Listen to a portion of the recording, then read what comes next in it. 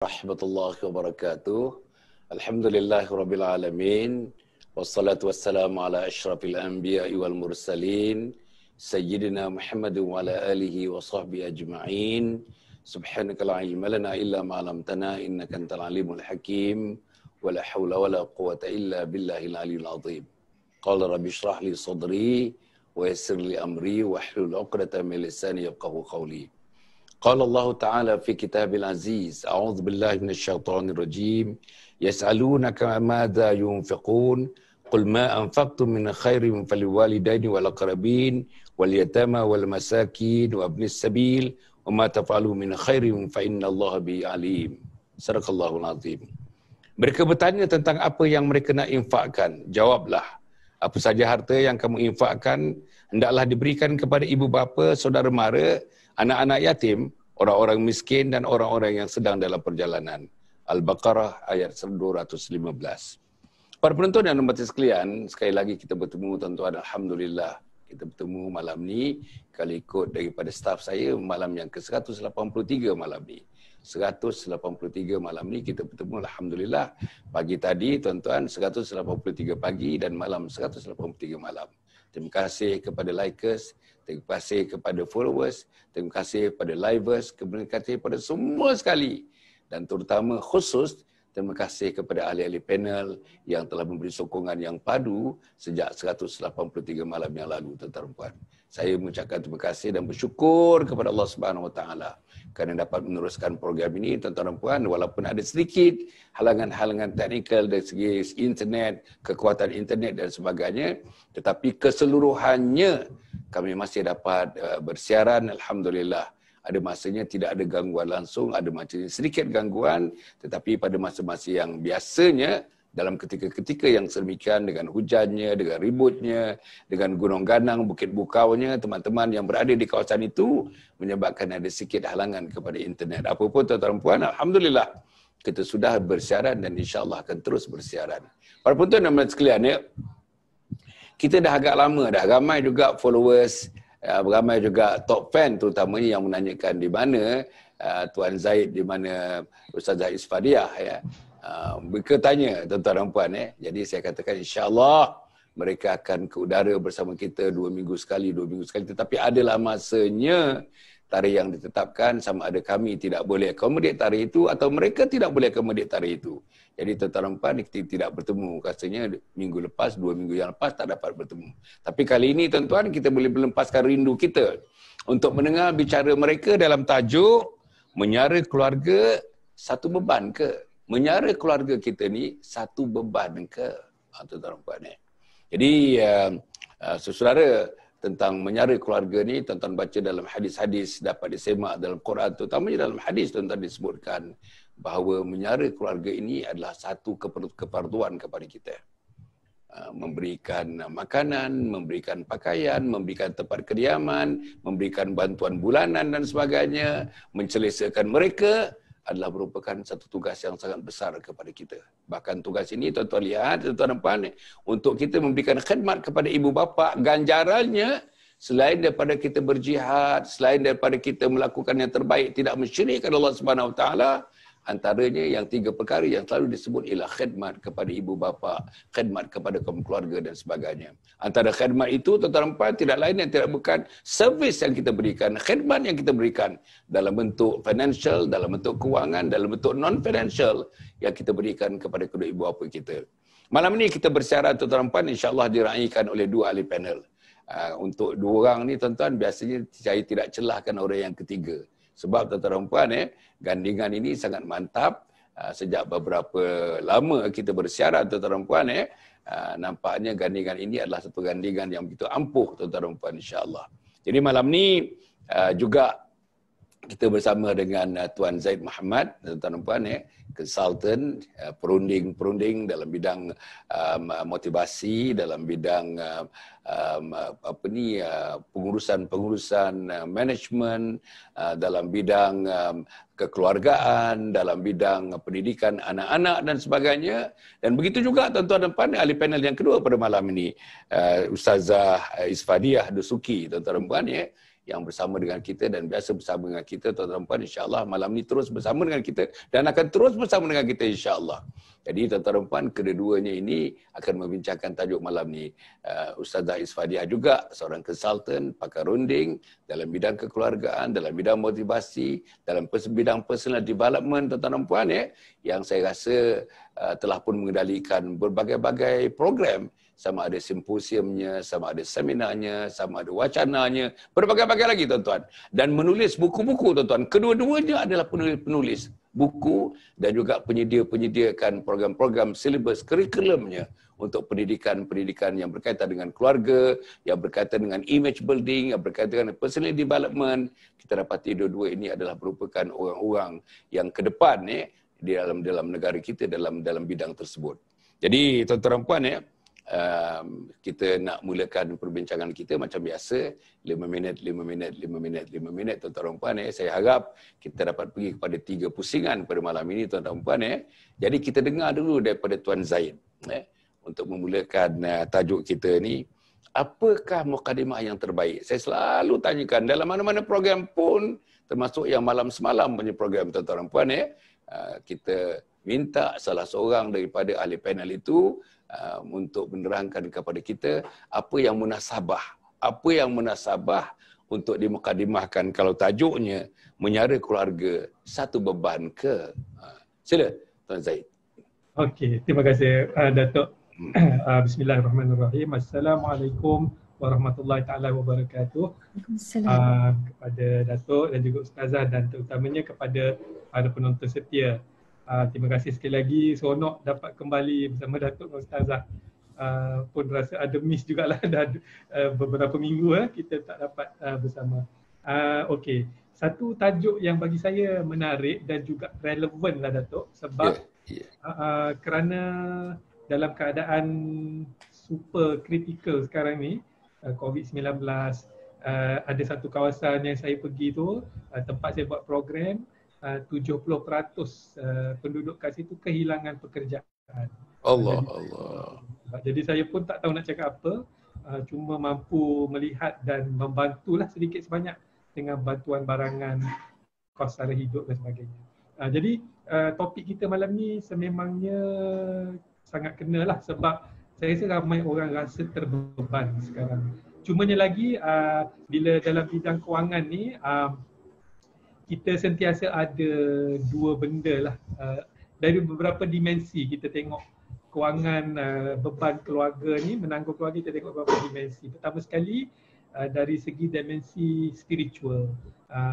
Apabila kita tengok dari segi dimensi spiritual, saya rasa lagi besar kita rasa so-called beban tu, lagi banyak hikmah dan lagi banyak pahala kita dapat.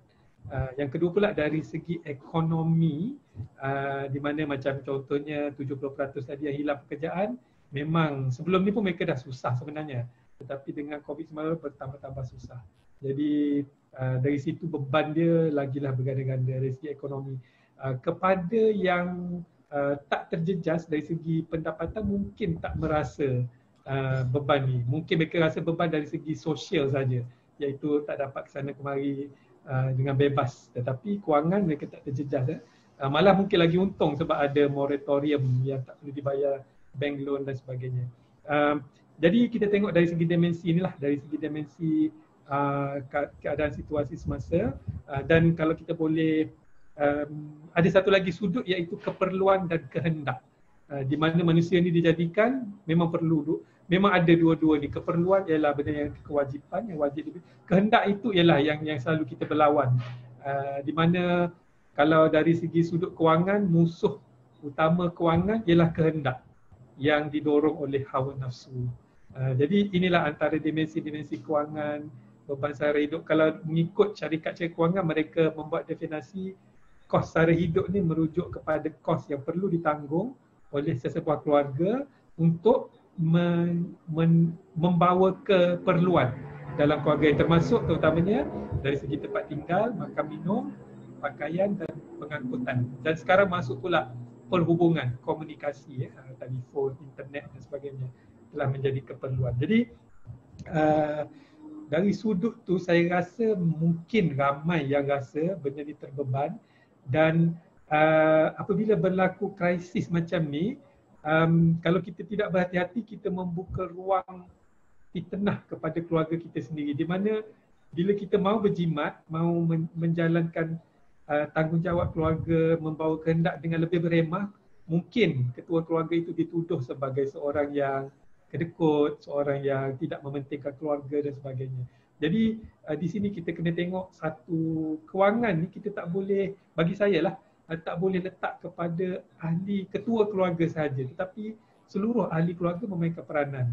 Kerana yang membawa pulang rezeki tu dari segi kewangan tu ialah mungkin yang bekerja, tetapi yang menggunakan rezeki tu pun memainkan peranan juga. Maknanya tidak boleh diguna sewenang-wenangnya dengan boros dan sebagainya. Jadi saya harap dalam masa sejam setengah ni kita dapat bincangkanlah apa-apa strategi yang boleh dijalankan oleh mereka yang rasa terbeban. Dan mungkin ustazah, saya yakin ustazah akan memberi motivasi dari sudut faedah kepada pembawa rezeki tadi ke rumah dan juga kepada pengguna rezeki tadi, dua-dua mendapat pahala bagi saya lah kalau digunakan rezeki dibawa balik itu dengan penuh tanggungjawab. Jadi secara mukadimahnya itu saya rasa ini kena dilihat dari sudut tanggungjawab pembawa pulang rezeki dan juga tanggungjawab pengguna rezeki tersebut, supaya kedua-duanya harmoni, Datuk. 5 minit ngam-ngam. Okey, Alhamdulillah. Tuan-tuan, yang jelasnya apa yang disebutkan tadi, persoalannya ialah persoalan tanggungjawab, responsibility. Tuan-tuan, kalau mak dan ayah, adik abang dan kakak, pakcik dan makcik, tuan-tuan, jangan diminta orang lain yang memikul tanggungjawab. Orang lain tak ada hubungan perkahwinan, orang lain tidak ada perhubungan yang lebih penting daripada itu, yang lebih akrab lagi ialah ikatan darah itu, tuan-tuan dan puan. Orang lain tak ada. Neighbours kita yang duduk di sebelah pun tak ada ikatan darah. Neighbours yang duduk sebelah pun tidak ada perikatan perkahwinan. Darah neighbours itu tak sama dengan darah kita, tapi darah mak bapak kita mengalir dalam tubuh badan kita.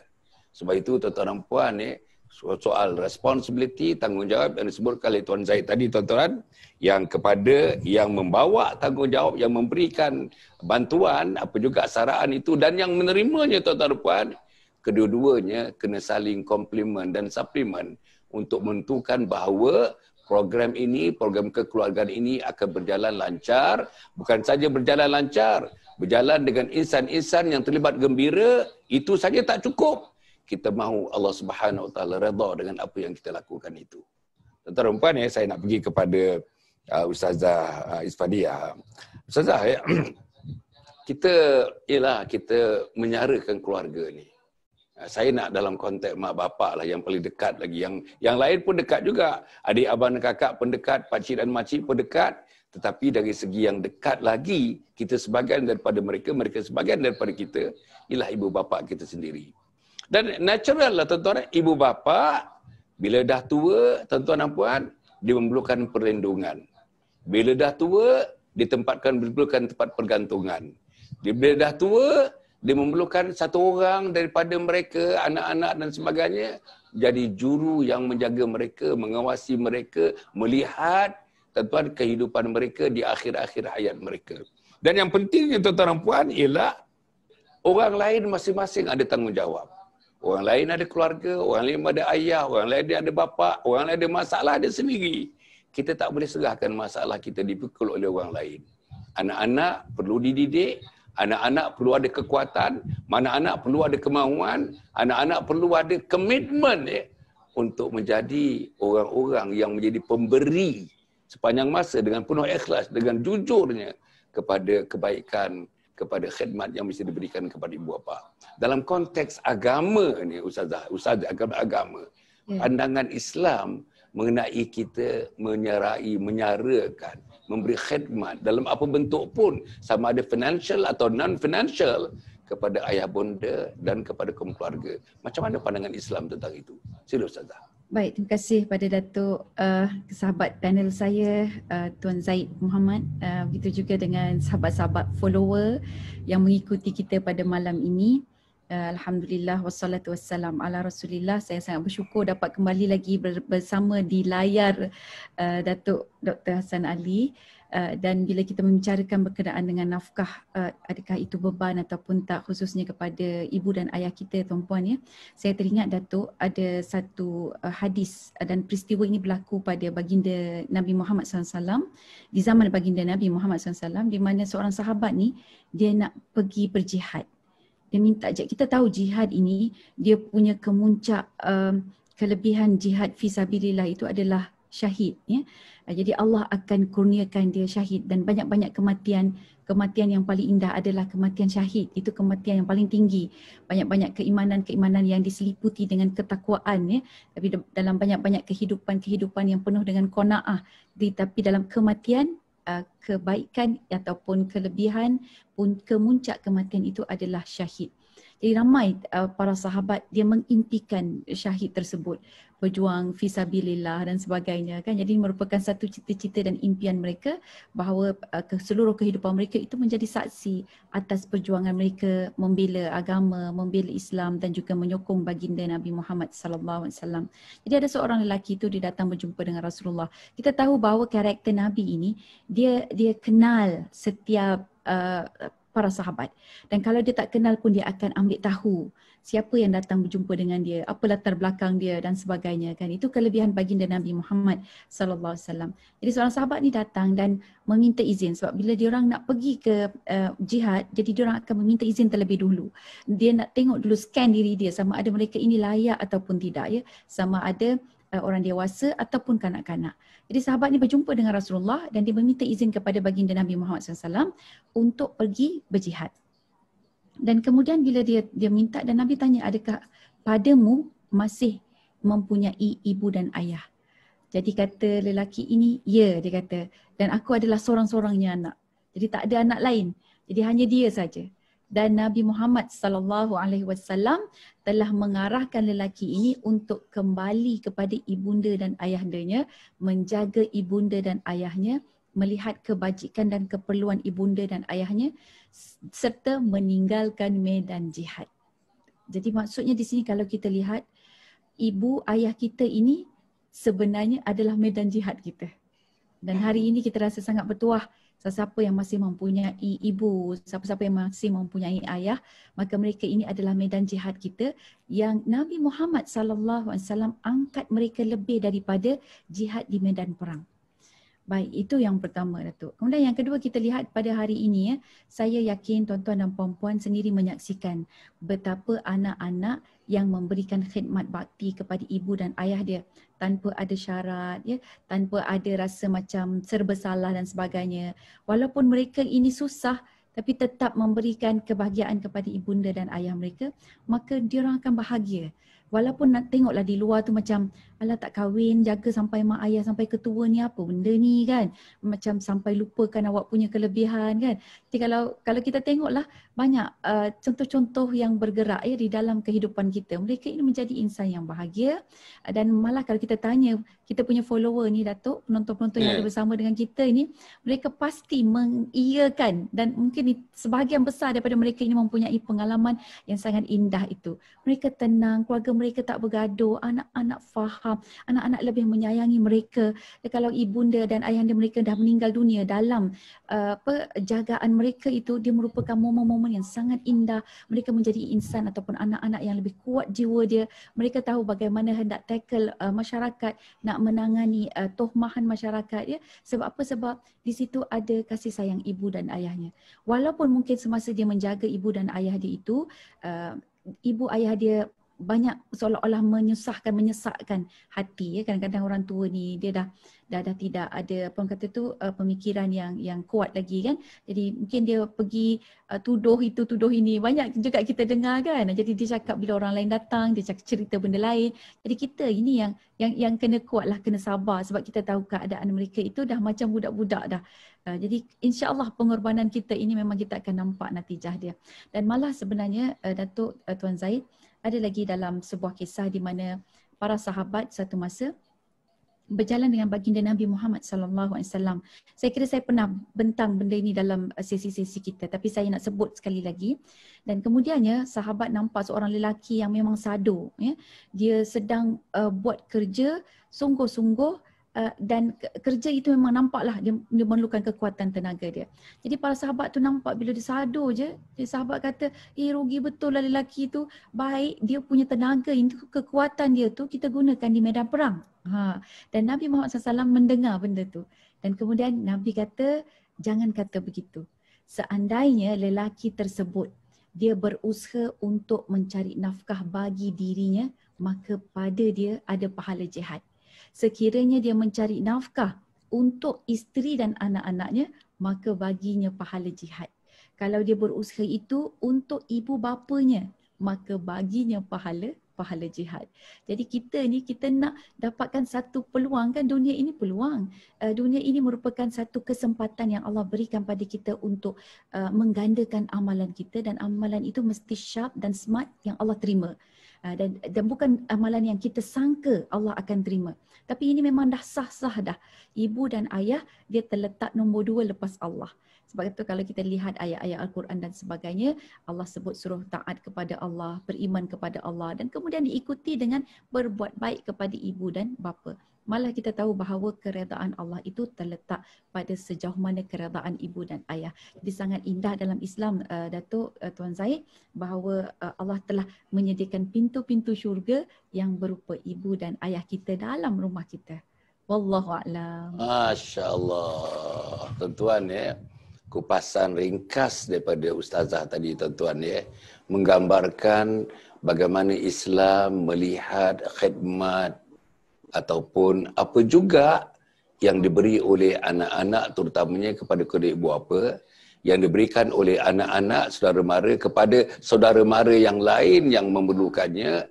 Bagaimana pandangan Islam tentang itu? Pastinya Islam menyanjung tuan-tuan. Antara agama dalam dunia ini yang saya baca, yang saya dapat lihat, Islam adalah satu-satunya yang paling hadapan untuk melihat saudara mara, untuk melihat keluarga, untuk melihat anak-anak dan tuan-tuan dan puan berada dalam satu simbiotik, satu kasih sayang, satu metafosis tu, kasih sayang yang hebat ya, yang dibuat atas dasar kami bantu dia. Dia memerlukan bantuan itu dalam konteks saudara yang ada jalinan kekeluargaan sama ada darah atau perkahwinan. Tuan-tuan dan puan, saya nak pergi kepada Tuan Zaid. Kalau kita lihat Tuan Zaid ya, tentang yang kita bincangkan ini, dalam hadis dia sebut ya, kalau boleh kita tengok macam mana semangat hadis itu. Bukan nak tengok hanya perkataan-perkataannya, tetapi dia cuma semangat hadis itu. Apa disebut? Sedekah untuk orang miskin nilainya hanya sedekah. Sedekah untuk orang miskin nilainya hanya sedekah. Tetapi sementara sedekah untuk saudara mara, termasuk dalamnya ibu bapa, saudara mara terdekat, nilainya ada 2. Satu, nilainya adalah sedekah. Yang kedua, nilainya adalah silaturahim. Satu lagi ya. Ayat Quran ini tuan-tuan, wa'budullaha wa la tusyriku bihi syai'a wa bil walidaini ihsana. Saya ambil yang hujung tu. Apa dia? Dan hendaklah kamu berbuat baik kepada kedua ibu bapa kamu.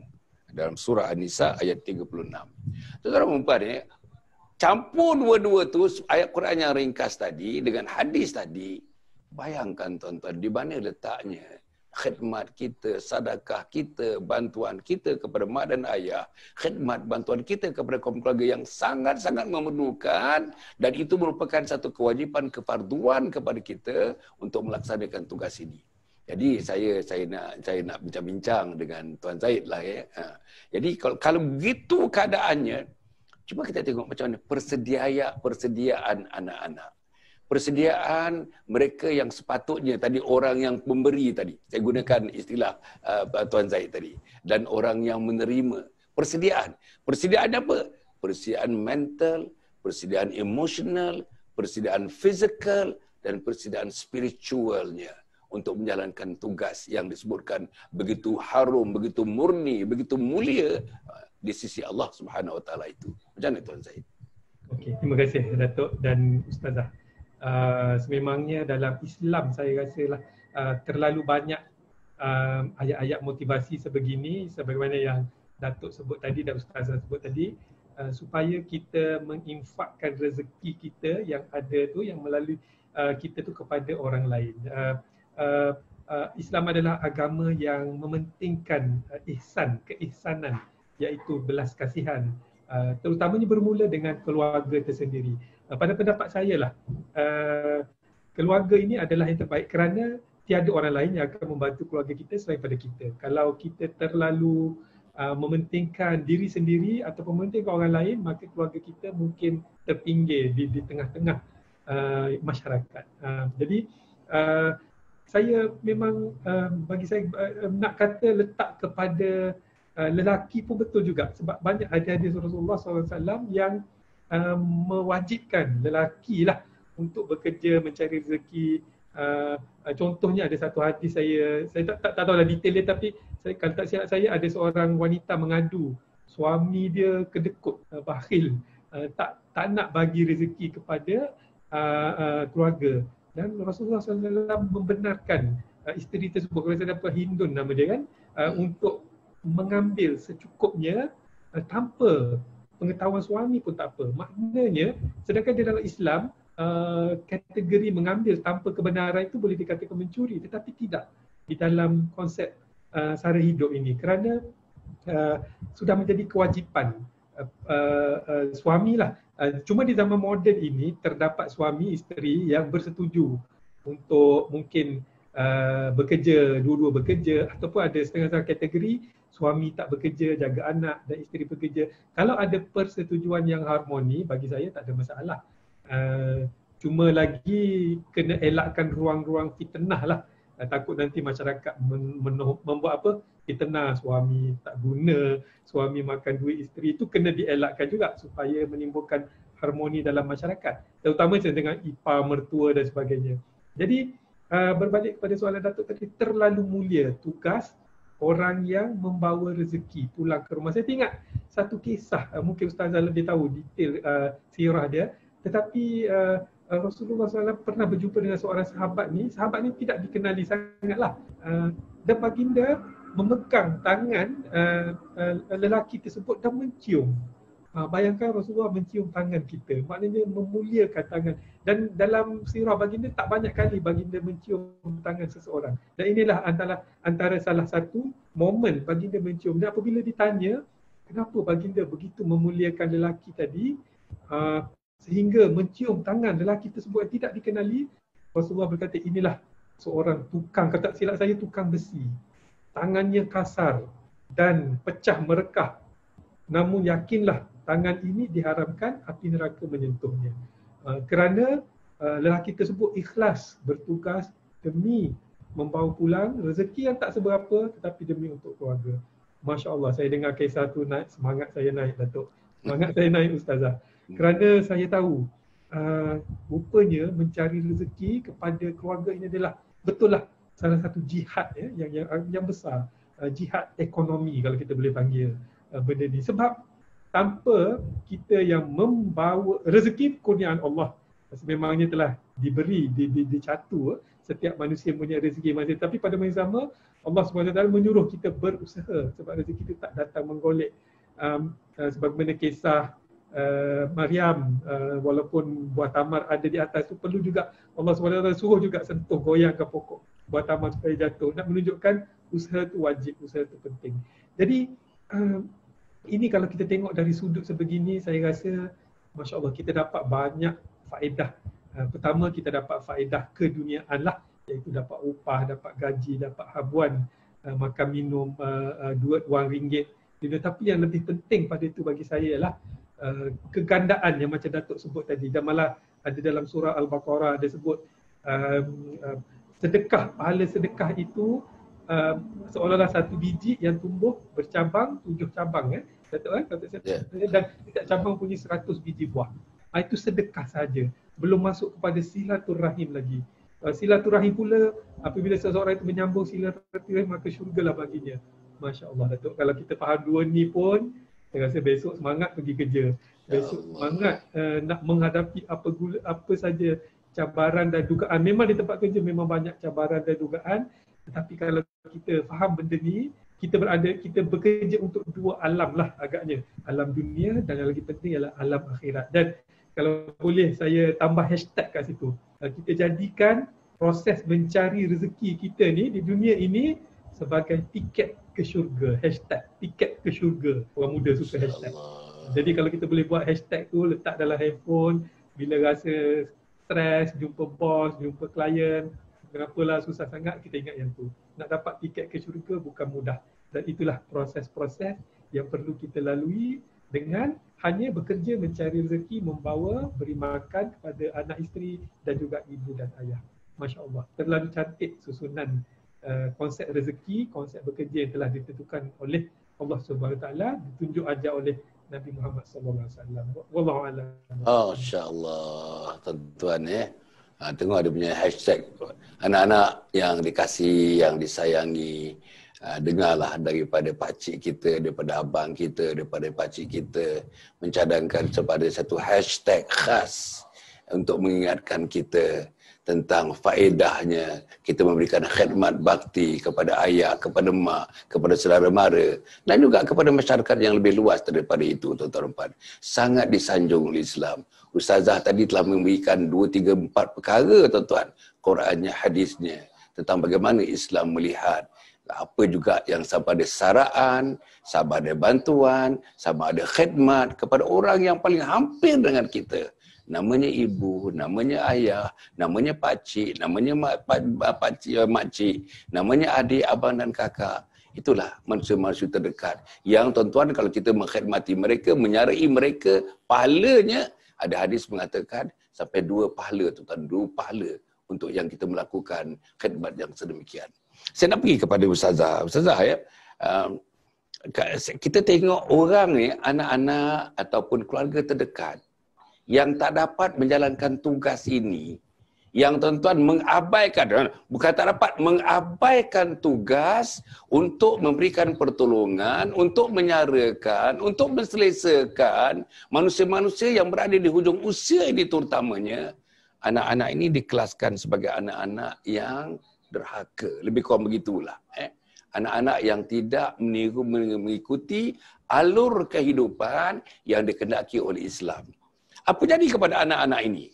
Tuan-tuan dengar, wahai anak-anak yang dimuliakan sekalian, anak yang besar, anak yang dewasa, anak yang tua macam saya ni kalau masih ada ibu dan ayah dan sebagainya. Apa dia? Yang pertama, sepanjang masa dimurkai oleh Allah kalau kita abaikan mak bapak kita. Tuan-tuan kalau kita tuan-tuan abaikan mak bapak nak jumpa cucu dah dekat 2 tahun, kita tak sampaikan cucu kepada dia. Bukan saja begitu, terabai mak bapak hidupnya, terabai tuan-tuan khidmat bakti ke anak-anak kepada dia, terabai makan minumnya, terabai penjagaannya, terabai yang teruk sekali, terabai kasih sayang. Mereka nak nikmati kasih sayang di hujung usia, tuan-tuan. Mereka nak minta kasih sayang, nak merasakan puncak kasih sayang sebelum mereka menghadap Allah Subhanahu Wa Taala. Nombor 2, tuan-tuan, apa disebut? Doa tidak diangkat ke langit. Allah, anak-anak, teman-teman saya yang ada ibu dan ayah, yang ada keluarga terdekat, yang memerlukan bantuan, tidak dapat diberikan bantuan.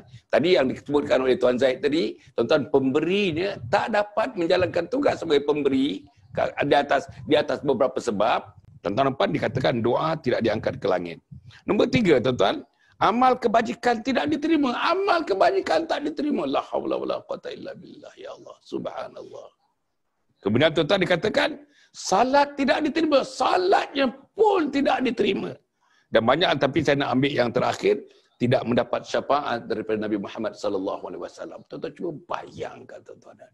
Sebab itulah antara jihad tuan-tuan, antara jihad dengan menjaga mak bapak, Nabi kata, kamu jangan berjihad, jagalah mak bapak. Dan Ustazah tadi menyebutkan jaga mak bapak itu pun merupakan satu gelanggang jihad. Jadi kalau begitu, anak-anak yang menuntun syarat ni, ribuan daripada mereka yang ada ini, mari kita hayati, dan kita dalam penghayatan ini, kita minta tuan-tuan pedomannya daripada Ustazah. Sila Ustazah. Baik, terima kasih Datuk. Saya suka nak kongsikan satu ayat Al-Quran daripada surah At-Talaq ayat ke-7. Jadi sebelum saya bacakan ayat ni, saya ambil sedikit mafhum supaya kita faham, dan kemudian bila saya baca ayat Quran ni, kita dengarkan balik kata-katanya dan kalam Allah yang sangat-sangat hebat, sangat mulia ini.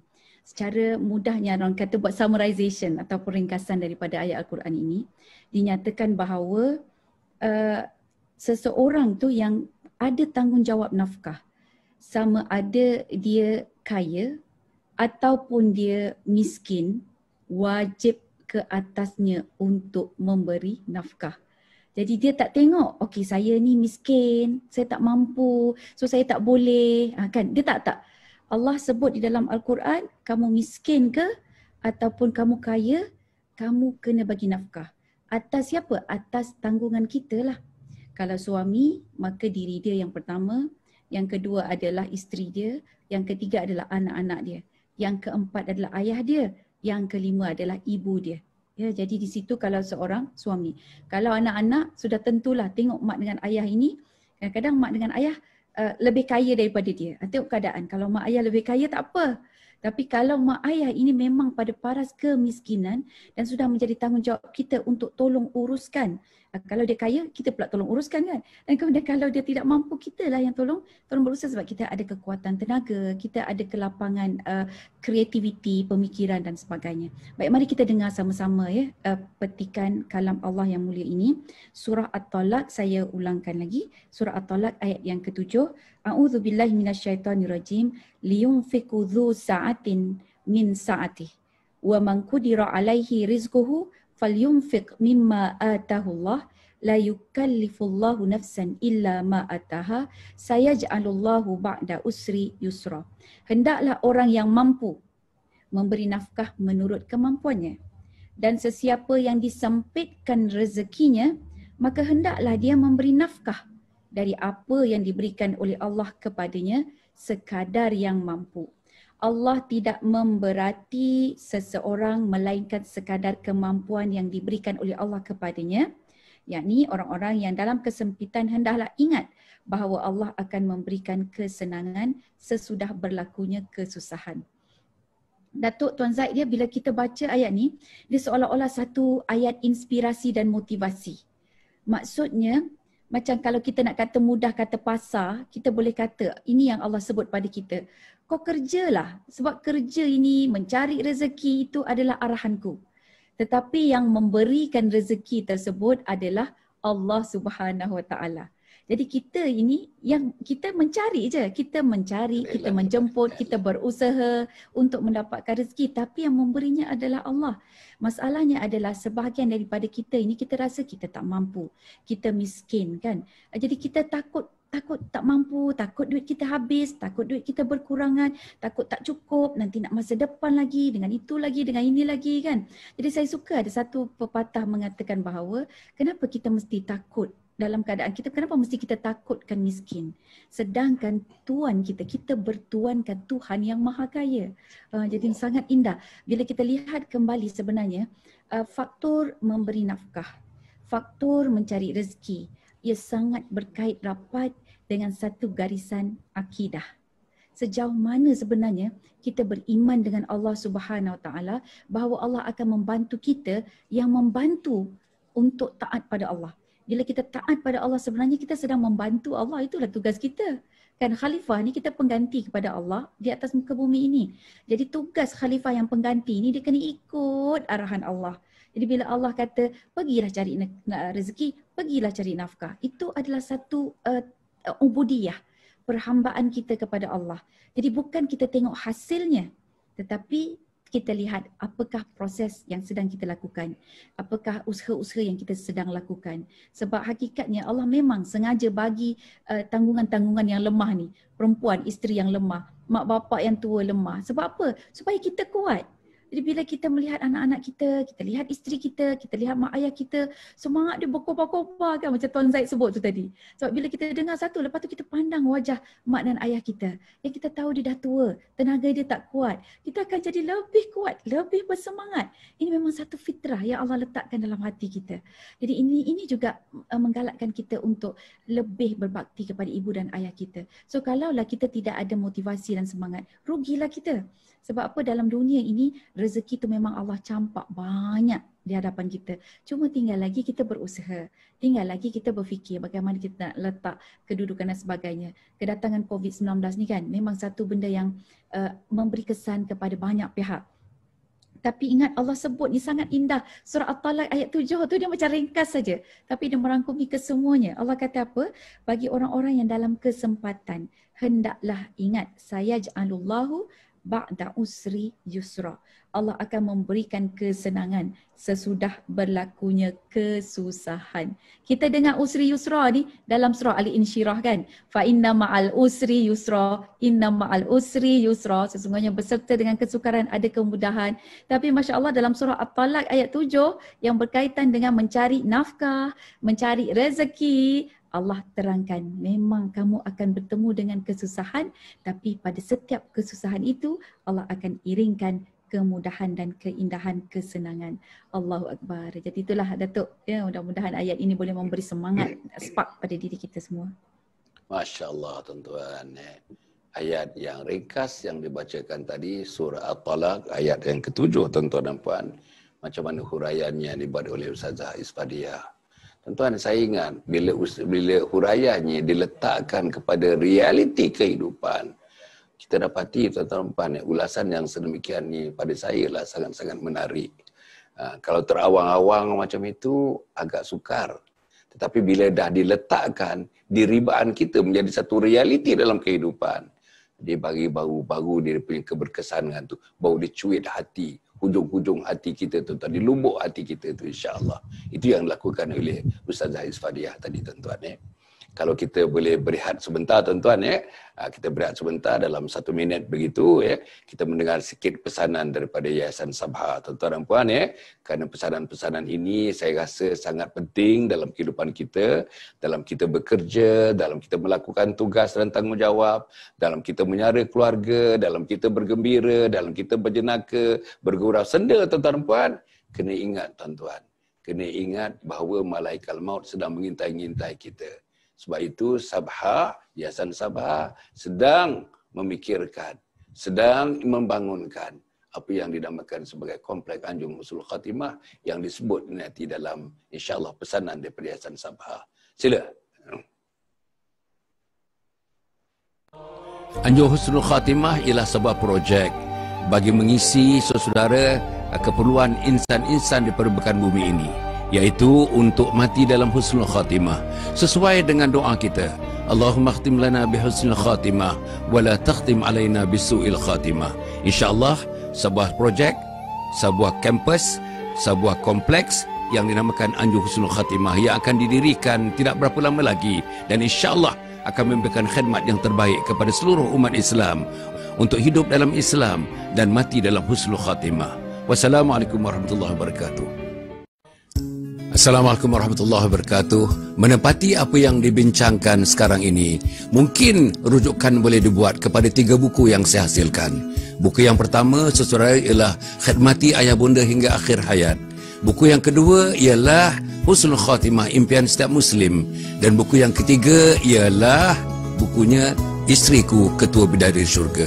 Dapatkan buku ini tuan-tuan dan puan. Bacakan buku ini, insya-Allah. Inilah buku panduan untuk kita menjadi insan yang baik, menjadi muslim yang baik, menjadi mukmin yang baik. Wassalamualaikum warahmatullahi wabarakatuh. Dapatkan madu tualang asli keluaran Kuatmed Sdn Bhd yang dijamin 100% asli dan memang berkualiti. Kepada anda semua, jangan tunggu-tunggu lagi. Order sekarang dengan WhatsApp kepada nombor yang tertera di skrin anda sekarang.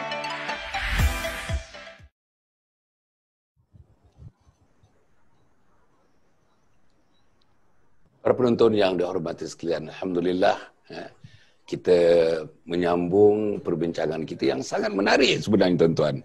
Menyara keluarga adakah merupakan satu beban? Menyara tadi tuan-tuan, menafkahkannya pun ya, membantu keuangannya pun ya, memberikan semangat dan motivasi kepadanya pun iya, mengambil perhatian kepada seluruh kehidupannya daripada pagi sampai petang, petang sampai malam untuk menentukan dia selesa untuk menkhidmati kehidupan di dunia di saat-saat akhir dalam kehidupan mereka. Tuan-tuan dan puan, saya nak pergi kepada Tuan Zaid. Sebelum tu tuan-tuan dan puan, insya-Allah Yayasan Sabha sedang dalam proses membangunkan kompleks Anjung Husnul Khatimah. Gunanya untuk memberikan pendidikan hujung usia mati dalam Husnul Khatimah. Apa dia tuan-tuan? Pendidikan hujung usia mati dalam Husnul Khatimah. Dikatakan satu-satunya dalam dunia, satu-satunya di Asia, mungkin satu-satunya di Malaysia juga yang kita nak bangunkan itu. Di tempat Batu 15 Sungai Semungkis Ulu Langat di sana, 20 minit daripada Pekan Kajang. Tuan-tuan, insya-Allah bulan 4 akan datang ni, bila sudah mencecah jumlahnya 12 juta, bila dah mencecah kutipan 1/3 daripada itu, maka bolehlah mula dibangunkan insya-Allah, tuan-tuan. Kompleks itu mula dibangunkan. Kompleks yang agak besar, masjidnya saja boleh memuatkan 1000 orang, tuan-tuan dan puan. Dan masjid itu nanti berfungsi di tempat itu untuk 250 orang. Tiap-tiap hari ada 250 orang. Yang datang daripada Johor, yang datang daripada Perlis, yang datang dari Sabah Sarawak, yang datang daripada Brunei, Singapura, Selatan Thailand, Indonesia, mereka berkumpul di situ 250 orang. Dan masjid itu berfungsi hari-hari. Nanti tuan-tuan, pukul 4.30 masjid itu sudah terang benderang, tuan-tuan. Dengan mereka bertahajud, mereka bertasbih, mereka bertaubat, mereka bermunajat kepada Allah Subhanahu Wa Taala, mereka berzikir, mereka melelehkan air mata, mereka memberikan tuan-tuan hati, jiwa, perasaan mereka tertumpu kepada kebesaran keagungan Allah Subhanahu Wa Taala dan merasakan kecilnya, betapa insignifikannya diri mereka di dunia untuk bertemu dengan Allah Subhanahu Wa Taala. Jadi inilah tempatnya tuan-tuan, satu-satunya insya-Allah. Dan kita nak bina juga anak-anak tuan-tuan, anak saya nak dibina menjadi anak yang soleh, anak yang solehah. Yang memandikan jenazah kita, anak kita. Yang tuan-tuan insya-Allah yang mengkafankan jenazah kita, anak kita. Yang mengimamkan salat jenazah mak dan ayah nanti ialah anak kita sendiri. Yang meletakkan di liang lahat anak kita, yang mentalkinkan anak kita, yang mendoakan anak kita, yang menjaga harta dan wang simpanan yang tinggal itu pun supaya dijaga tidak bertentangan, apa satu sen pun dibelanjakan tidak bertentangan dengan syarak, ialah anak kita. Pastikan anak ini anak yang soleh, anak yang solehah. Di mana dia punya workshopnya, di mana pimpinan, di mana untuk mendapatkan tuan-tuan latihan tarbiyahnya, tempatnya antaranya di kompleks Anjung Husnul Khatimah itulah tuan-tuan. Satu lagi tuan-tuan dengan masalah-masalah yang kita hadapi ini. Pada 3 hari bulan Oktober. 3 hari bulan Oktober, hari Sabtu tuan-tuan, daripada pukul 9 sampai pukul 12.30. Kita mengadakan program namanya, bannernya ialah Wacana Qurrata Ayun. Wacana Qurrata Ayun. Nama programnya hari itu ialah tuan-tuan, pendidikan keibubapaan, parenting, sesal, jangan menyesal kemudian. Jangan menyesal kemudian. Jadi kita nak didik anak-anak, nak didik tuan-tuan dan perempuan, bukan nak asuh, nak didik, nak berikan sedikit ilmu, suntikan ilmu kepada kita. Macam mana nak menghadapi masalah-masalah anak, masalah-masalah suami, masalah-masalah isteri, masalah-masalah mak mertua, masalah ayah sendiri, masalah abang dan kakak dalam keluarga yang begitu rumit. Sebahagian daripada keluarga tak dapat keluar daripada masalah yang begitu rumit, tuan-tuan dan puan. Jadi inilah kita memberikan sikit, tuan-tuan, suntikan dan memberikan pedoman-pedoman, tips-tips. Saya bersama dengan Dr. Mazita Ahmad, seorang pakar psikologi, seorang pakar kekeluargaan, seorang pakar dalam kaunseling, seorang yang memang pakar dalam hal perkahwinan, anak-anak pendidikannya, tuan-tuan dan puan, Dr. Mazita Ahmad. InsyaAllah. Pukul 9 pagi sampai pukul 12.30 tengah hari, tuan-tuan. Cara macam mana? Tak payah datang ke Dewan, tak payah datang ke Balai Raya, tak payah datang ke Dewan Orang Ramai, tak payah datang ke mana-mana. Duduk di rumah saja. Di dapur boleh, di Dewan Tamu boleh, Dewan Keluarga boleh, di bilik keluarga boleh, bilik sendiri boleh. Kerana seminar itu, wacana itu diadakan secara live, online, tuan-tuan. Online, live.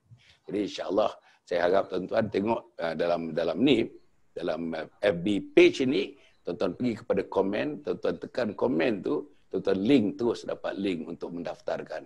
Pendaftarannya tidak ada yuran profesional, tidak ada yuran apa pun, tuan-tuan, hanya kita minta sedikit sumbangan untuk disampaikan kepada Anjung Husnul Khatimah. Jadi ilmu beramal, ilmu dapat amal, dapat ilmu dapat amal. InsyaAllah inilah yang kita lakukan, tuan-tuan, sebagai usaha untuk mendapatkan sedikit dana untuk membangunkan Anjung Husnul Khatimah. Salah satu daripada sumber punca dana yang kita fikirkan bagaimana, tuan-tuan, ilmu dan amal berganding untuk dapat dua-dua sekali, tuan-tuan. Pahala ilmu pun dapat, pahala amal pun dapat.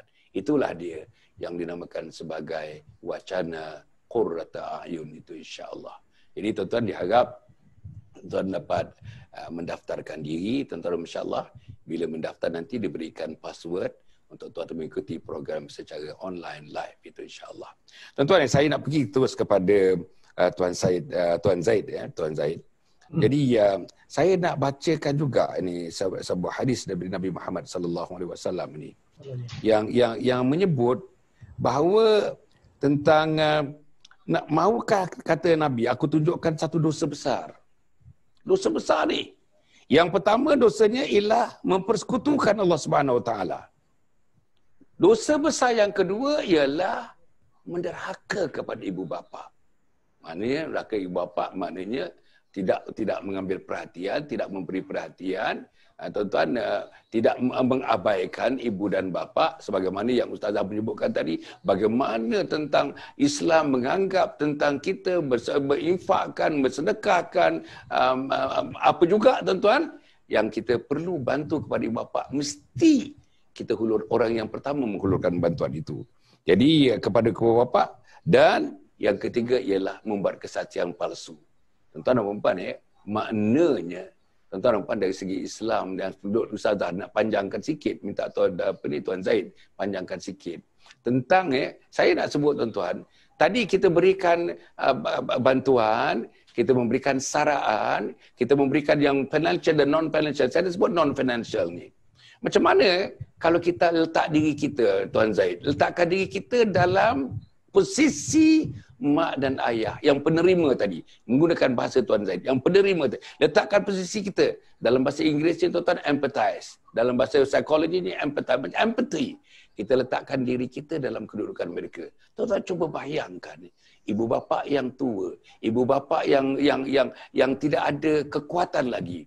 Ibu bapa yang mesti mengharapkan orang lain mesti membantu dia kerana dia tidak ada kemampuan untuk membantu dirinya sendiri. Kemudian, ibu bapa yang sakit, berbagai-bagai jenis penyakit, tuan-tuan dan puan.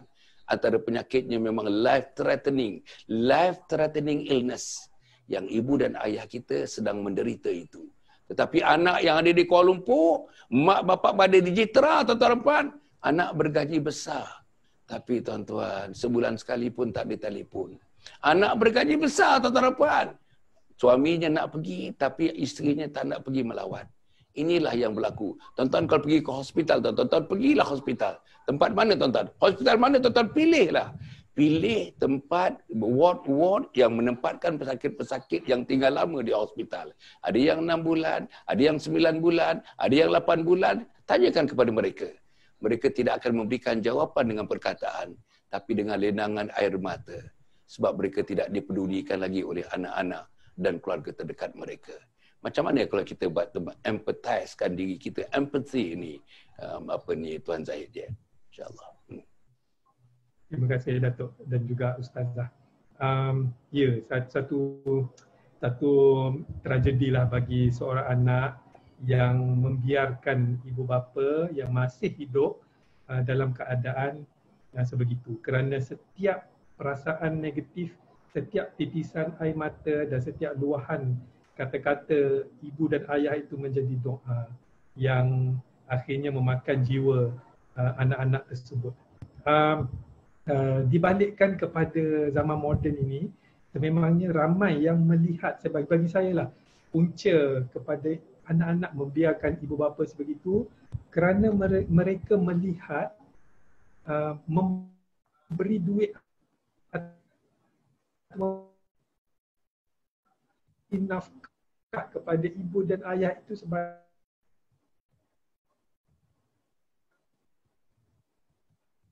dunia, segala isi dia, memang tak akan mampu kita membalasnya balik. Jadi saya harap pesanan kepada saya sendiri, kepada ahli keluarga saya dan juga para penonton semua, pada anak-anak juga kita pesan, pemberian kepada ibu dan ayah itu bukan transaksi, tetapi ialah pelaburan. Pelaburan tiket kita ke syurga tadi yang saya sebut tadi, dibeli dengan RM1 di dunia ini sementara mereka masih hidup. Malah jika mereka telah pergi, masih boleh diteruskan dengan menyiapkan sedekah dan sebagainya. Jadi malangnya ramai di antara kita mengikut hawa nafsu, mana lebih baik, nak bagi duit kat emak ke nak beli TV baru. Jadi syaitan pun, iblis pun datanglah. Dia kata, alah mak dah tak perlu duit banyak pun, yang kau bagi bulan lepas pun masih ada, beli TV baru.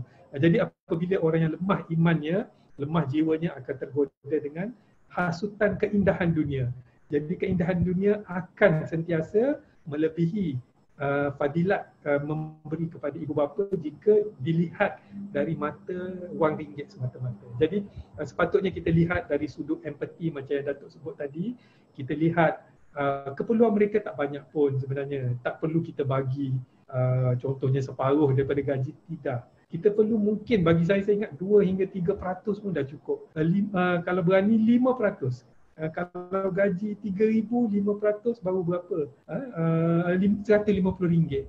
Dan inilah ilmu kewangan perlu ada di setiap anak-anak supaya membuat sedikit belanjawan yang tetap. 2% lah, kata 2% daripada gaji RM3,000, gaji purata orang muda sekarang RM3,000, berapa?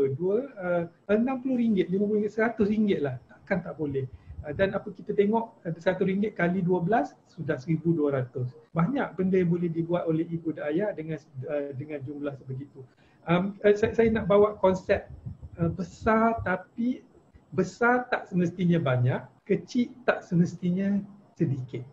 Maksud dia macam ni, gaji besar bagi orang yang tidak mempunyai keberkatan, datanglah besar mana pun dia tak akan cukup. Dan bagi orang yang imannya tinggi, jiwanya bersih, suci, yang melihat pemberian kepada ibu dan ayah ini sebagai sedekah, infak, maka Allah akan ganti balik dengan perasaan cukup. Itulah perasaan yang sebenarnya membawa kebahagiaan kepada jiwa manusia. Bukannya dari segi kuantiti sebanyak mana. Saya pernah lihat orang gaji 5 angka tetapi hutang, gaji 5 angka, hutang 6 angka. Lagi stres, lagi besar hutang, lagi banyak. Dan saya tengok ramai yang gaji kecil tetapi boleh buat macam-macam, cash. Tak payah kredit card, boleh pergi umrah, Masya Allah, hidup happy, anak-anak bahagia. Kita kena tengok macam ni lah. Kalau saya dalam kelas-kelas saya selalu share, kalau gaji kita RM3,000, kita kena tengok output kita kepada majikan tu berapa. Adakah output kita RM2,000? Maknanya kita mengular, tak bagi secukupnya, maka Allah SWT akan tarik yang RM1,000 yang defisit tadi, Allah SWT akan tarik. Dan bila Allah tarik, teruk kena tarik dari kita tak bahagia, anak-anak sakit, kereta rosak, rumah selalu problem, hubungan suami isteri tak baik. Tetapi bagi orang yang gaji RM3,000 ataupun gaji RM2,000 tetapi output dia RM3,000, dia bagi yang terbaik, khidmat yang terbaik kepada masyarakat, kepada pelanggan, yakinlah Allah akan ganti balik yang RM1,000 yang dia tak dapat di dunia tadi. Allah akan ganti dalam bentuk-bentuk yang tidak dijangka. Anak jadi hafaz Quran, isteri jadi isteri yang penyejuk mata, kalau suami bertanggungjawab. Dan berbalik kepada mak dengan ayah, saya nak share satu poem lah Datuk, kalau boleh. Poem ni saya harap menyentuh hati kepada anak-anak. Dalam masa seminit saya share. Ramai orang kata apa? Ibu-ibu, kaulah ratu hatiku. Tapi ramai yang cakap, sebenarnya tak ramai yang tahu perit jerih seorang ibu di dalam melahir dan membesarkanmu. Namun anak apabila dah dewasa, nak telefon mak, tak ada masa. Apatah lagi nak balik jenguk sekali-sekala, apatah lagi nak hantar duit harta seadanya. Wahai anak, ingatlah pesanan ibu ini. Bukan wang ringgit yang ibu harap, tetapi perhatianmu, pelukanmu yang sungguh erat. Kerana engkau anakku dunia akhirat. Wahai anak, ulanglah menghadap ibumu sekali-sekala. janganlah kamu menderhaka, jika tidak celakalah kamu di akhirat dan juga di dunia. Masya Allah, kalau kita ingat benda-benda macam ni, tak ada sebab Datuk, walaupun orang miskin gaji seberapa pun dia tetap boleh bagi kepada mak ayah dia apabila dia faham bahawa benda ni bukan transaksi, bukan membeli makanan di kedai, bukan membeli barangan di supermarket, tetapi memberi satu benda yang tak boleh dinilai dengan RM1. Mak ayah bukan nak sangat duit kita sebenarnya. Mak ayah dia nak tengok kita, keikhlasan kita, kesanggupan kita untuk memberi kepada mereka, dan masa itulah mereka akan berdoa, sejuk hati mereka, doa mereka Masya Allah, Tuhan akan makbul. Kalau siapa yang ada rasa susah di dunia ni, cek balik hubungan kita dengan ahli keluarga kita, terutamanya dengan ibu dan ayah. Mungkin kita sedang melukakan hati mereka, dan mungkin mereka sedang secara tidak sengaja mendoakan kecelakaan kepada kita. Wallahualam, saya minta jauh Datuk. Wallahualam, semoga kita sama beringat dalam benda yang sangat penting ni. Wallahualam. Masya Allah. Tengok tuan-tuan. Sajak yang dibaca tadi tuan-tuan ya. Syair pun mungkin, sajak pun mungkin, gurindam pun mungkin, seluka pun mungkin. Masya Allah tuan-tuan ya. Mana nak cari tuan-tuan ya, dalam program 1 jam macam ini, semuanya ada tuan-tuan. Pastinya Qurannya ada, hadisnya ada, asarnya ada, ulasan-ulasan orang ilmuwan pun ada tuan-tuan. Lepas tu sajaknya pun ada, syairnya pun ada. Allah, anekdot-anekdotnya pun ada, cerita-cerita dulu pun ada, cerita kenabian kerasulan pun ada. Tuan-tuan nak cari mana package ini? Bagi tahu saya. Tuan-tuan nak cari mana package ini, tuan-tuan dan puan Jadi sebab itu, marilah kita sama-sama insya-Allah like and share, tuan-tuan. Dan tuan-tuan tag kawan-kawan kita, tuan-tuan.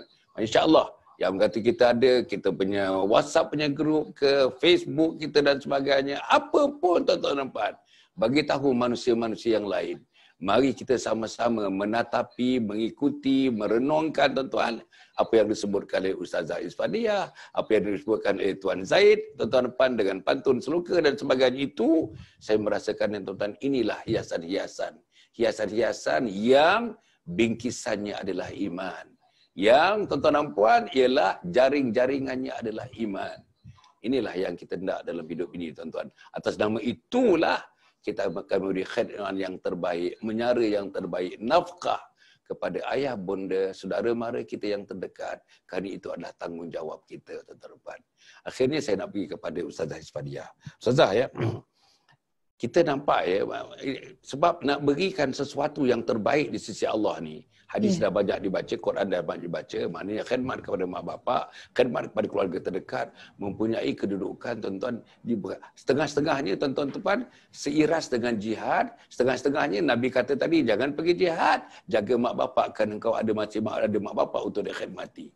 Begitulah kedudukan ibu bapa, tuan-tuan. Tetapi begitu tingginya, is so lofty, tuan-tuan. It's so high dalam pemikiran manusia untuk diletakkan apa dia ibu bapa, apa dia keluarga terdekat. Tapi tuan-tuan, dia tidak banyak bagi makna kepada kita sebab tak ada ilmu, tuan-tuan, tak ada ilmu. Mana nak dapat ilmu ini? Berkawanlah dengan orang alim. Berkawanlah dengan orang-orang saleh. Berkawanlah dengan orang pergi masjid. Berkawanlah dengan orang datang masjid. Berkawanlah dengan orang di surau. Berkawanlah dengan orang di madrasah. Berkawanlah orang macam Tuan Zaid. Berkawanlah dengan orang macam Ustazah Isfadiyah. Dan ada 189 panelis-panelis yang datang di sini, tuan-tuan dan puan, yang mengikuti program bersama dengan kita, yang menyertai program selama 183 malam ini. Tapi kalau kita tak ada itu, sejak COVID sampai sekarang ni tuan-tuan, tak duduk dalam majlis itu, tak tengok perkara itu, inilah yang jadinya tuan-tuan. Inilah yang jadinya. Tuan-tuan, ini satu perkara yang sangat besar dalam hidup kita. Menentukan tuan-tuan jadi manusia kiri atau manusia kanan. Sama ada tuan-tuan menjadi ashabul yamin atau ashabul shimal bila bertemu dengan Allah Subhanahu Wa Taala. Jadi ustazah ya, tentang soal tidak ada ilmu agama. Nombor 2, dipengaruhi pula dengan ism-ism yang menjauhkan lagi kita dengan agama. Materialism, consumerism, secularism, hedonism. Inilah yang menjauhkan kita daripada agama. Dan inilah, tuan-tuan, isma-isma yang paling dominan yang kita sedang dikawal oleh isma-isma ini. Bagaimana kita nak keluar dan seterusnya, keluar menjadi anak, menjadi keluarga terdekat yang akan menjadi pemberi, gunakan perkataan Tuan Zaid tadi, dan beri kepada yang nak menerima, yang sedang menanti untuk menerimanya. Macam mana Ustazah? Ya. Baik, Masya Allah, Datuk, tadi Datuk dah sebut dah kepentingan ilmu kan. Jadi memang kita sebagai seorang manusia yang mempunyai tempoh tamat hayat kita ni, kita kena betul-betul jaga apa yang Allah telah beri nikmat pada kita. Sebab kita ni manusia, kita mempunyai 4 elemen. Elemen yang pertama adalah akal kita. Dan akal ini dia memang perlukan makanan. Elemen yang kedua adalah rohani kita. Rohani juga perlukan makanan. Elemen yang ketiga adalah fizikal kita. Fizikal kita pun perlukan makanan. Dan elemen yang keempat yang kita ambil keluar daripada rohani itu emosi. Emosi pun perlukan makanan. Apa makanan emosi? Kasih sayang dan perhatian. Apakah makanan rohani? Keterikatan dan juga hubungan dia dengan Allah Subhanahu wa taala. Taqarrub ilallah tu. Taqarrub ilallah itulah yang menjadikan diri kita rasa macam sempurna, cukup, lengkap. Apa pula makanan fizikal? Yang tu yang kita belajar, yang halalan thayyibah, elemen-elemen makanan ya, yang memenuhi perut kita dan juga menguatkan pula tenaga kita. Kemudian seterusnya, apa pula makanan akal? Makanan akal adalah ilmu. Jadi kalau kurang tidak diberi makan ya, bukan kurang salah satu, tapi seandainya setiap elemen itu tidak diberikan haknya, maka hidup kita akan tersasar. Jadi kalau kita nampak izam yang sedia ada, kita rasa oh itulah penyelamat kita ya. Jadi kita tidak kembali kepada jalan yang benar. Sebab tu di dalam Islam Allah selalu mengarahkan kita ni untuk solat. Dan solat ini adalah talian hayat kita. Sebab kita tahu hayat kita ni ada jangka mati dia tu kan, ada jangka due date dia. Jadi kita punya talian hayat itu adalah solat kita, dan dalam solat kita diwajibkan membaca Al-Fatihah. So Al-Fatihah kita akan baca apa? Ihdinas siratal mustaqim. Ya Allah, tunjukkanlah kami jalan yang benar. Tunjukkanlah kami jalan yang benar. Ya. Dan amazingly sebenarnya selepas kita bagi makan kepada semua elemen-elemen ini, kita ada penyakit lah. Akal tu ada penyakit dia sombong, dia rasa dia tu pandai kan. Kemudian hati pun ada penyakit dia rasa macam tidak cukup macam Tuan Zaid pun sebut tadi, antara kehendak dan juga keperluan. Jadi hendaknya tu lebih begitu juga dengan emosi ada rasa hasad dan sebagainya, itu antara penyakit-penyakit dia. Dan untuk kita keluar daripada penyakit-penyakit ini, maka kita harus ada satu sifat, iaitulah sifat suka memberi manfaat kepada orang lain. Khairun nas anfa'uhum linnas. Jadi yang ini yang boleh mencabut dia satu benda ni aja, cari apa yang aku boleh buat, apa yang aku harus lakukan. Itu yang saya pernah cerita dulu kan. Kita pergi ke US, kita jumpa orang-orang Muslim di sana, kanak-kanak dia boleh sebut, how can I fix this? Itu dia nak letak berorientasikan manfaat. Apa yang boleh dia beri berbanding apa yang dia boleh dapat. Dan kadang-kadang kita di Malaysia ataupun anak-anak kita ke keluarga kita, dia ada yang mempunyai fikiran yang cenderung macam tu. Yang itu sangat bagus. Tapi ada pula yang cenderung kepada fikir apa yang aku dapat? Kenapa orang tu tak buat? Who's in charge kan? Dia dok tanya siapa punya kerja ni? Siapa punya kerja? Siapa tak buat kerja? Jadi di situ yang akan ada masalah. So, jadi kalau kita nak keluar daripada masalah akal kita, masalah hati kita yang sempit, masalah fizikal dan jasad kita yang mungkin sakit sebelum masa dia kan, kemudian masalah hati, emosi dan sebagainya, maka kita harus ada di jalan yang kita perlu memberi. Khairun nas, sebaik-baik manusia adalah orang yang memberi manfaat yang paling banyak kepada keluarga dia, kepada orang lain dan sebagainya. Dan Datuk saya suka nak petik ada satu kajian yang dilakukan kepada orang-orang yang terlibat dengan sukarelawan. Jadi bila saya sebut sukarelawan ini, bukan sahaja hanya yang terlibat dengan persatuan sukarelawan, tapi sukarelawan yang ni yang baiknya ekstrak ataupun dia punya point dia yang kita nak sebut adalah mereka meletakkan diri mereka kepada orang yang memberi manfaat kepada orang lain. Dan tidak ada yang lebih bahagia kalau kita boleh memberi manfaat berbanding kepada ibu dan ayah kita dan insan-insan yang kita sayangi, tak kiralah macam mana diorang punya respon ataupun feedback. Ya, okey. Jadi kajian ini menunjukkan bahawa dalam tempoh, dia buat dalam tempoh setahun. Apakah yang berlaku kepada para sukarelawan ini yang banyak memberi, ya, yang banyak berkorban masa. Bila kita sebut sukarelawan, dia buat tu tak ada ganjaran.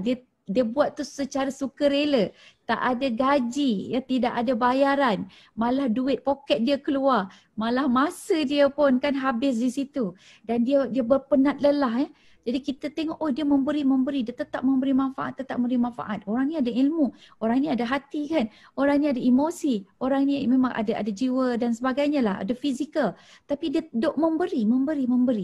Baik, 1/4 daripada kalangan mereka, para sukarelawan ini, dia tahu macam mana nak mengurus chronic illness. Penyakit-penyakit dia yang kronik. Kalau dia kronik, bila dia ikut terlibatkan, kita tahu ada persatuan-persatuan mereka yang bekas-bekas kanser sebagai contoh. Jadi kehidupan mereka itu sangat-sangat indah dan dia tahu macam mana nak mengurusnya. Okey, dengan hanya memberi dan melihat kedudukan keadaan orang lain. Kemudian yang cantik pula, 94% daripada kalangan mereka ini sukarelawan, dia tahu macam mana mood dia itu boleh diperbaiki. Jadi mood dia mungkin sebelum ni suka marah, ada tak puas hati dan sebagainya, suka hasad dan sebagainya. Itu penyakit-penyakit hati itulah kan. Tapi bila dia berorientasikan memberi atau memberi manfaat kepada orang lain, maka mood dia sihat. Begitu juga orang yang selalu sakit, yang fizikal tu tadi kan, dia dah makan tapi kenapa aku sakit juga ni? Jadi cubalah buat memberi kepada orang yang kita tak suka, memberi yang kita benci dan sebagainya, memberikan pada musuh kita. Tuan-tuan dan puan-puan, ada dalam satu hadis ni kan, dia ajar kita. Saya rasa saya pun pernah sebut, saya tak ingat saya pernah sebut ataupun tak. Tapi hadis ini menunjukkan bahawa kita harus memberi kepada orang yang paling kita tak suka. Afdalus sadaqah, sedekah yang paling afdal. As-sadaqatu adalah sedekah ala dzirrahmi, pada kaum kerabat ataupun kaum ahli keluarga, kasyih, yang paling kita tak suka, yang paling kita menyampah, yang paling kita benci. Rupa-rupanya sebab apa? Sebab di situ ada rawatan hati kita. Jadi orang-orang yang memberi ni, dia punya mood bagus. Lepas tu 76% dia kata dia rasa dia lebih sihat lah. 96% merasakan kehidupan dia itu ada matlamat. Kehidupan dia ada makna, ada nilai yang bagus. 95% dia memandang bahawa dia mempunyai harapan yang cerah untuk membawa masyarakat dia ke arah kebaikan. 80% pula dia merasakan bahawa dia boleh kontrol, dia boleh mengawal kesihatan dia. Dan dia tahu, oh aku ada semangat untuk sihat ni. Aku mesti jaga kesihatan aku sebab ramai sangat orang yang memerlukan aku. Dan 78% pula dia boleh cool down ataupun dia rendahkan tahap stres mereka. Jadi inilah yang saya kira kajian-kajian ini, walaupun mungkin dibuat oleh orang putih, tapi macam-macam mana pun akhirnya dia akan kembali berjumpa dengan fitrah Islam. Dia berjumpa juga dengan Islam. Ya. Jadi apa yang kita belajar daripada Islam ni, subhanallah, kita tahu bahawa Islam ini adalah selamat. Ya. Jadi bila kita aslim, taslam. Kamu terima Islam, kamu akan selamat. Jadi mudah-mudahan Datuk dia boleh memberi inspirasi dan juga manfaat kepada kita semua. Masya Allah, tengoklah. Ustazah ni, tuan-tuan, saya melihatnya. Kelebihan yang saya nampak dah beberapa kali bertemu ni, dia boleh cari yang tersembunyi-tersembunyi, tuan-tuan. Dia boleh rationalizekan yang kita mungkin tak nampak dan dia nampak. Dan dia boleh kedepankan, dia boleh tonjolkan itu yang tersembunyi tadi, tuan-tuan. Dengan berbagai-bagai cara-cara saintifiknya, cara akademiknya, cara-cara manusia biasanya. Inilah Ustazah Isfadiah, Masya Allah, tuan-tuan. Saya seronok sebenarnya, tuan-tuan, mendengar dua orang ni, tuan-tuan. Tuan Zaid dengan Ustazah Isfadiah. Agaknya dalam masa seorang-seorang dalam 1 minit, ada perkara-perkara baru yang nak disampaikan? Seminar ke apa-apa, ke buku, ke apa, kebetulan dengan Tuan Zaid, adakah benda-benda yang terbaru yang nak diumumkan supaya para penonton ni dapat manfaat daripada itu, insya-Allah. Sila. Tak ada. Oh, tak ada suara pula dah. Tak ada suara ya. Tak ada suara. Oh, sorry, saya okey, sila. Ada. Okey. Unmuted. Okay. Sebenarnya terima kasih Datuk. Ada insya-Allah kepada terutama warga Kuantan, insya-Allah kita Kuantan. ada satu free seminar saja ditaja oleh NGO di sana di Hotel Sri Manja, Kuantan pada 26 September face to face. Ini pun saya pun dah lama dah tak buat face to face dengan audience, pun rasa excited jugalah untuk pergi. Kita buat seminarnya bertajuk Ibu adalah Guru Pertama. Jadi insyaAllah kat situ kita akan bincang tentang peranan ibu dan juga bapa lah sebenarnya. Ibu terutamanya ibu lah, terutamanya yang mempunyai anak-anak yang mencabar jiwa. Kita panggil anak-anak yang memerlukan early intervention. Mungkin ramai ibu bapa yang rasa jam lah, rasa apa aku nak buat ni, tak faham perangai anak kenapa tak sama dengan orang lain. Jadi diharapkan dapat sama-sama memenuhkan dewan di sana lah. Telah ditaja oleh orang generous. Semoga Allah membalas jasa mereka. Dan saya dan seorang lagi pakar daripada Kuala Lumpur lah akan berkongsi strategi-strategi bagaimana untuk menenangkan jiwa dan bila jiwa tenang, berjangkit kepada anak-anak, dan insyaAllah anak-anak yang kita panggil bermasalah ini pun sebenarnya bukanlah bermasalah, tetapi mungkin cara kita tak kena dengan keperluan mereka. Jadi dijemput semua warga Kuantan dan yang sekitarnya boleh masuk dalam Facebook saya lah, Zaid Muhammad, ada poster dalam tu, ada telefon number untuk pendaftaran. Wallahualam Datuk. Sila Ustazah. Ya, Alhamdulillah Datuk, kita baru-baru ni ada buat satu program khusus untuk sahabat-sahabat kita orang asal. Jadi saya terlibat dengan modul, dan kita juga akan buat training anak-anak muda kita untuk masuk berjumpa dengan orang-orang asal ni, sebab kita tahu bahawa antara kekurangan kita ini, kita tak buat follow up. Kita selalu main touch and go. Jadi yang follow upnya tak ada. Jadi sahabat-sahabat orang asal kita ini tidak mendapat peluang untuk kita panggil mempelajari agama ini dengan lebih mendalam. Jadi Alhamdulillah modul-modul dah ada, dan yang cantiknya di Melaka, insyaAllah di kampung orang asal di sana, saya juga akan membentangkan tentang parenting secara bersiri kuliah untuk mereka. Jadi mohon doa kepada sahabat-sahabat semua, khususnya daripada Datuk, begitu juga Tuan Zaid, untuk memastikan bahawa masyarakat kita ini masyarakat yang terbilang, dan kita sentiasa dapat membantu generasi-generasi muda kita untuk lebih bersyukur, lebih sabar dan lebih mantap daripada kita, lebih baik daripada generasi kita, insya-Allah. Alhamdulillah, Masya Allah. Bagi saya pula tuan-tuan dan puan, pada 16 hari bulan pukul 10 sampai pukul 12.30 begitu, saya akan berada di Alai Melaka, tuan-tuan. Di Alai Melaka dekat dengan sekolah dengan Henry Gurney dekat sana. Tuan-tuan dan puan, insya-Allah di bawah anjuran muslimat, tuan-tuan, yang dia punya ketuanya, saya sebut nama pasal bagus ni, Puan Rosna Ngadiran, tuan-tuan dan puan ni. Begitu umur 59 tahun, tapi dia punya aktifnya lah. Macam mana dia, tuan-tuan, mengumpulkan orang-orang, orang muda, orang tua, laki-laki, perempuan di Masjid Alai itu, tuan-tuan dan puan, untuk mengadakan program-program. Antaranya programnya ialah, yang diminta saya menyampaikannya ialah pendidikan hujung usia. Pendidikan hujung usia. Alhamdulillah. Kemudian pada 18 hari bulan juga, saya ada program, tuan-tuan, dengan sekolah di bawah UIA, tuan-tuan, Setia Budi, sekolah rendah. Saya akan berjumpa dengan guru-guru seramai dalam 70 orang guru-gurunya, tuan-tuan, nak bercerita tentang profesionalisme keguruan, tuan-tuan dan puan. Dan pada lepas tu saya pergi ke Kuantan, tempat Tuan Zaid mengadakan program. Saya malam itu, tuan-tuan, mengadakan program dengan Politeknik di Kuantan. Dan subuhnya saya akan berada di Masjid Jami' Basrah, dan maghribnya saya akan berada di masjid, namanya, tuan-tuan, Masjid Mufti dipanggil, tuan-tuan, di Kuantan di sana, insya-Allah.